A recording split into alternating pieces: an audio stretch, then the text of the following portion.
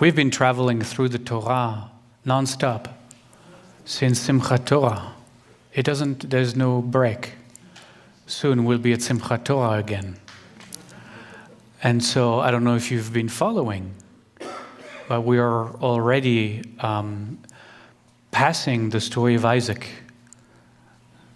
So we're entering into the last part of the book of Genesis, which will obviously focus on Jacob and his 12 sons, and then Joseph in Egypt and all of that.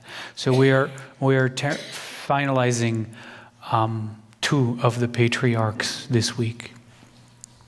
And our Torah portion opens with Ele Toldot Yitzchak. These are the stories of Isaac. Isaac was 40 years old when he took Rebekah as his wife. His wife was chosen for him by his father's servant, but it worked out, so they got married, and as almost every woman in the story of our patriarchs, Rebekah was also barren, unable to have a child, just like Sarah before her. It looks like there is a literary theme in our Torah, which obviously has deeper meaning, but it seems that there's a recurring theme here. And this time, instead of waiting until you turn 90 and for God to arrive in the tent and all of that, Isaac was, I guess, displeased that his wife was also barren like his mother, turned to God, begs God to fix it, and God immediately fixes it. I don't know what Abraham was waiting for, but clearly Isaac got the formula, and here it is. It is fixed at the very first verses of this week, Torah portion. And Rebekah not only becomes almost immediately pregnant, but she's pregnant with twins. And those twins, it says, as she becomes pregnant, it says in the Torah, "Vayitrotzetzu habanim bikirva," which you understand exactly what was happening there. But if you don't, it says, and the sons, because we knew what the sex was, the sons wrestled together in her womb. Vayitrotzetzu, it's a very powerful word. Like they wrestled together. I mean, they must be doing, somersault inside of her, because she goes to God and says, "Please stop this. Let me die. I can't stand this. This is enough." But let's skip past that. Vayitrotzetzu habanim bekirva, and the sons wrestled in her womb. Rashi, which we have been studying with this last few weeks, he says that Esau, so the 2 sons, Esau and Jacob, those are the sons, they were wrestling together in utero to figure out who will inherit this world and who will inherit Olam Haba, the world to come, eternal life. That's really early to wrestle about that, but here they were. Rashi understood what was going on there, and that's what they were wrestling for. These 2 were wrestling in utero. They were wrestling at the moment of their birth as well, which is why Jacob is called Yaakov, because his name means the one who holds on the heel, because his brother came first. He was trying to pull him back in order for him to come out first, because he wanted to be the firstborn. But no, it didn't work out. And so, holding on the heel of his brother, he comes out second. And so that's what his name Yaakov, the one who follows at the heel. Not a very flattering name for a little kid. And so that is going to cause, my guess is, the continuing of the wrestling with the 2 brothers. It didn't help. And so they wrestle in the womb. They wrestle right at birth. They wrestle all the way growing up. They wrestle as to who is going to get the title of firstborn, because Jacob doesn't give up and eventually wins that battle. It's complicated. And then they wrestle to get the blessing of their father, who is the blessing to bestow upon the child the inheritance and the leadership of the tribe. And here again, Jacob tricks his brother, thanks to his mother, lovely woman, she just does what God told her to do. So there's no, because I told you so is the answer to why. And so Jacob gets the blessing of his nearly blind father, who can't tell the difference between the two sons. And as Esau walks back into the camp, Jacob gets out of Dodge as fast as he can. Rebekah tells him, go to see my brother. And so Jacob goes to see her brother far and away. Laban is his name. And he wrestles with Laban when he's there. He wrestles with Laban all the time that he's there. He's there for 2 decades. And he wrestles with Laban about whose daughter he wants to marry. He wants to marry one, and Laban gives him another one. And finally you say, okay, you can have both. Which the first one wasn't really happy. I mean, come on. I mean, he sets the whole debacle for the family right off the bat.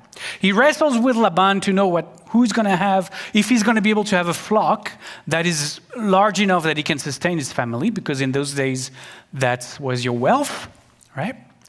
And eventually he leaves, and as he leaves, after wrestling with his uncle, he comes across God, and he wrestles with God. This Jacob is just ongoingly wrestling with everything and everyone. And he wrestled with God or with an angel, depending on who you listen to, and he prevails. He prevails in the dark night of his soul. He prevails over angel and God, and because of that, his name is changed. You would think he would get a better one. No, he gets God Wrestler as his new name, Yisrael, which also sets him up, not him uniquely, but all of us thousands of years later, because we are the Bnei Israel, we are the descendants of Jacob, we are the descendant of Israel. We are the sons of the God Wrestler. We are the tribe of the God Wrestlers. We have been for thousands of years. See, it seems that Judaism is telling us that a core aspect of human experience is to struggle. It seems that we need conflict. It appears as though that we need conflict. It seems to be written in our name, in our stories, in our foundational myth that we need struggle. We need the right kind of conflict, the kind of conflict, actually, that helps us grow and evolve. That is the kind of conflict that it seems our Torah is giving us to hold and behold. And it's wonderful, at an individual level, if we hold on to the message of our Torah, to the message that is inscribed in our very name, individually, personally, there is nothing more important than to wrestle with ourselves, which is a lot of what Jacob was doing that night. Some say that he was wrestling with his inner dark angel, so his inner dark self, through that night. And this is the invitation that each of us are invited to get into, to wrestle with ourselves, to wrestle with not the better angel of our nature, but the worst angel of our nature, right? To wrestle and step into conflict ongoingly with anything we think we know, with anything we are sure of. To continue this process of evolving ourselves and never be satisfied to wherever it is we've landed, never be satisfied with anything that we think we have come to accept as truth. I'm teaching this class this winter about the evolution of consciousness. And the evolution of consciousness only happens exactly when you are able to question your current beliefs. When you are able to look at what you think you know and say, okay, is that truth? Maybe you hear somebody says a different kind of truth, and you pay attention to whatever that other person may be saying, or a teaching that you heard, or a book that you read, or a podcast that you listened to, and suddenly your worldview may be changed. And that's a good thing, to enter into these places of conflict where you realize that what you know is only good up until a certain point, because it keeps us engaged with life. It keeps us wanting to deep dive into the recesses of our minds and of our heart, and to continue to expand our consciousness, to continue to expand our awareness. On the other hand, there is a negative kind of conflict, and I think that's what our culture is mirroring back at us. The kind of conflict that actually turns people against one another, sometimes against themselves. When conflict is seen as war, conflict is seen as a zero-sum game, where it is my way or the highway, where it is my truth that is the truth. That is not the kind of conflict that is nurturing, that is helping us grow and evolve. That is the kind of conflict that actually narrows our mind, that narrows our consciousness. And we're seeing that all over the place.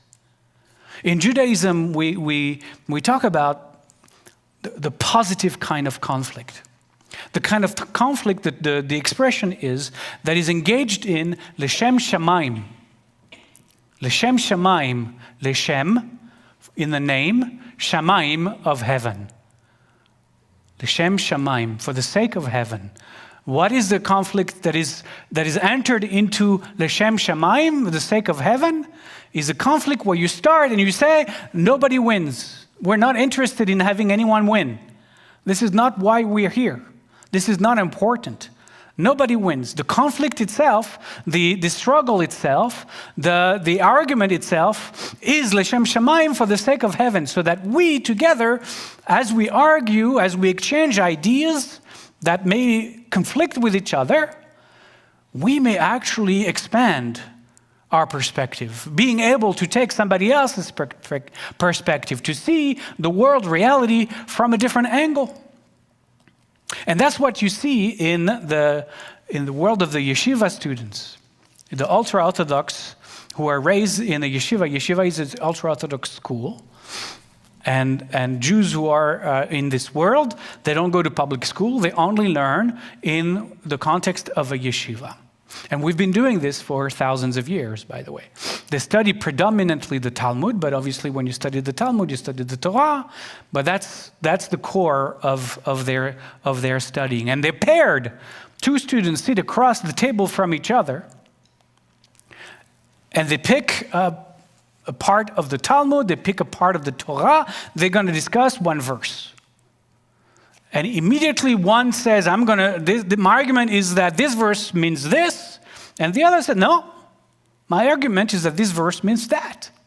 And they're going to go at it, bringing rabbis who defend their point of view, and this point of view, and this rabbi from that century who said this about this, and that connects to the other rabbi who had said this, but if you look at that, the text actually says, and blah, blah, blah, and they go on and on and on and on. And it doesn't matter who wins the argument, because that is not the point. And when you engage in conflict, when you engage in arguing in this kind of way, there is incredible joy that comes just from that wrestling with each other. There's incredible joy to be able, it's like two people, who love chess, and they play together and they see each other's moves, and they just appreciate the gorgeousness of each other's position and what everybody's bringing to the table to argue, and how that move up, what a beautiful, whatever. I don't know anything about chess, so I don't know why I'm bringing this example. That is the worst example I could have thought of. But anyway, you get my point, right? It's like there's great beauty in seeing what the other person across the table is actually thinking about.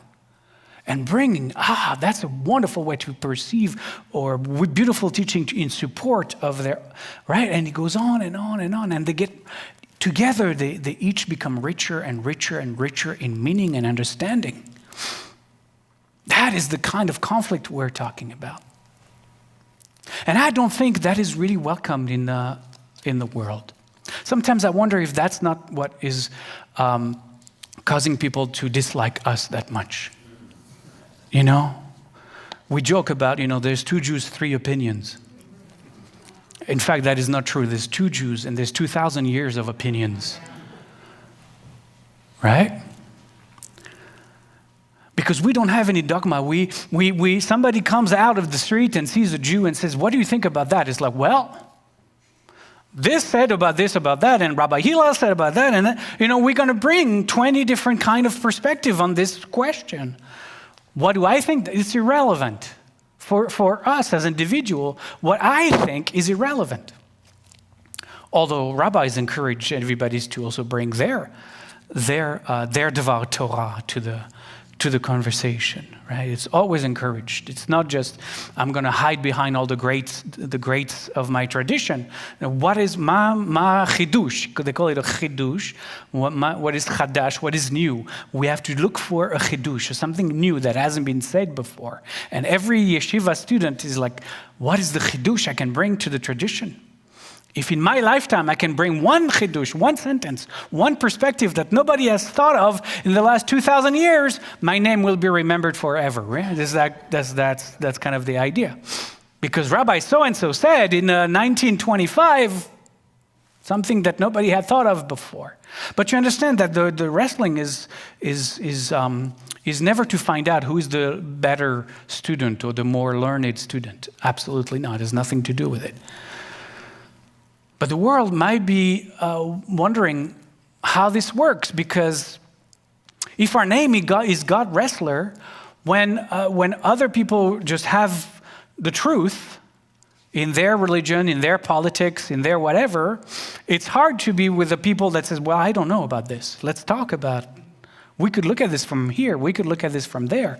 There is probably 25 different ways of approaching this, And so, when I often talk to people, I do a lot of interfaith work, and I talk to people and I say about we are the God wrestlers, like Reb Nachman of Bratslav had a practice where he would go into the woods and he would argue with God, yelling in the woods by himself, yelling at God. If you've seen the movie Ushpizin, I think there is a scene like that in that movie where the Hasidic student does exactly that. Because Reb Nachman was a Hasidic master. And when I say that to people of the clergy, or it's like, what are you? What? That's a complete blasphemy. You don't yell at God. Who yells at God? You don't do this kind of things. What do you mean you complain about your life with God? What? And it's really out of the ordinary for a lot of people whose faith, whose understanding comes from a place of whatever is being taught is the truth. And there's no conversation. We are a religion of conversation and no truth. To the point that Maimonides tried 1,000 years ago. He said, okay, nobody knows what this is about. I'm going to set 13 principles of faith. At least maybe we'll have 13 that we can all agree upon. And then from there actually grew the halakha. But the halakha is not about belief. The halakha is about behavior, right? The way that Jews behave religiously, right? It's never about belief. I've said it many times.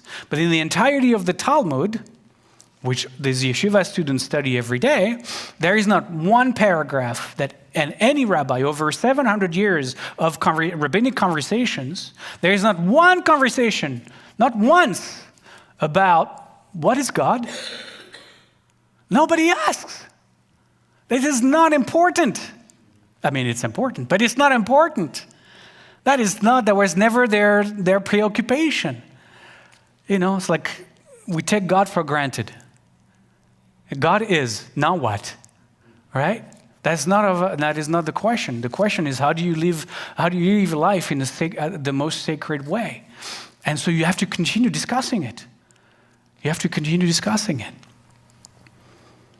And so I'm inviting us to think about Leshem, this notion of Leshem Shamayim. I think it would do a great deal of healing to our society if we could actually shift the consciousness to that kind of consciousness, where we would say, okay, nobody wins. Nobody needs to win this. Nobody needs to win this, because if somebody wins, the other loses. And then we'll switch sides. Then, and it's always going to be somebody lose, somebody wins. So, can we, in our lives, can we engage with each other in all of our little conflicts? Our day-to-day conflicts, our everyday conflicts. Leshem Shamayim. I mean, to enter into even our little arguments with our partners or our friends and say, okay, I want to learn from this. I'm going to argue my side, no matter, that's for sure. But I want you to argue your side as strongly and vehemently as I'm going to argue mine. Not because I want to prove you that you're wrong and I'm right. No, I want to learn. But if you do it the same way, if you also want to learn, if you're able to or willing to engage with me in a way that I can get your perspective and I can get my perspective, nobody needs to win this. Nobody needs to win this. It's Leshem Shamayim, it's for the sake of heaven. Then we can start to use each other to grow deeply.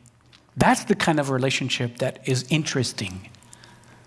If we start in our relationship saying, look, I don't have the answers. I'm deeply flawed. I got a lot of trauma from childhood. I'm sure I have a lot of shadow stuff that I have to work on. I know you do too. Let's do it together. Not like every moment of every day we're going to have to psychoanalyze each other, because at a certain point that's going to be a little bit too much. We need to have some fun in our relationship as well. But that's powerful. Do you know what I'm trying to say? That's really powerful. And to enter into this saying, let's do it for the sake of heaven, for the sake of each of our own growth and expansion and healing, personal healing. That's what I want to invite all of us into tonight on this Shabbat, to start to be in relationship for the sake of heaven and to not shy away from healthy conflict, for healthy argumentation. But not to win anything. Not to win. I don't want to win. I want to enjoy this. I want to enjoy the conversation. I want to enjoy, the human interaction. There is great joy if you look at it from that perspective. Ken Yehi Ratzon. Amen.